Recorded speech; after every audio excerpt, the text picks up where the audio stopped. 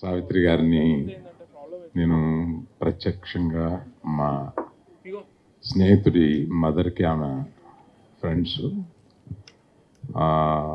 వారింటికి వచ్చినప్పుడు అక్కడ నా స్నేహితుడి కోసం నేను ఉన్నప్పుడు వారిని ఒకసారి కలిశాను. అంతే నేను చూడడం ఆవిడ్ని. నేను ఇండస్ట్రీకి వచ్చేటప్పటికి ఆమె రిటైర్ అయ్యి ఆ స్టేజ్లో ఉన్నారు. కాకపోతే కారులో వస్తూ సావిత్రి గారితోటి పోల్చదగిన మరో నటి ఇంకెవరన్నా ఉన్నారా అని ఆలోచించినప్పుడు మీనా కుమారి గారు ఒక్కరే ఉన్నారేమోనని అనుకున్నాను నేను. అది వచ్చి మన తనికల భరణితోటి వారితోటి పోల్చగలిగిన వాళ్ళు ఒక్క మీనా కుమారి కదా అన్నాను. తప్పండి అన్నారు ఆయన.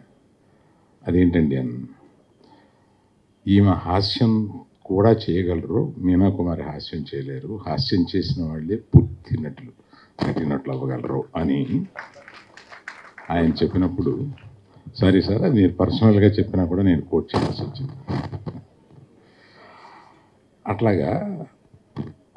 అట్లా ఆలోచిస్తే అంటే ఒక 70 ఏళ్ళని చూస్తే ఒకే ఒక మనిషి అంతటి ఉన్నత స్థానానికి నటిగా వెళ్ళగలిగిన వారొక్కరే అనేది చాలా గొప్ప విషయం.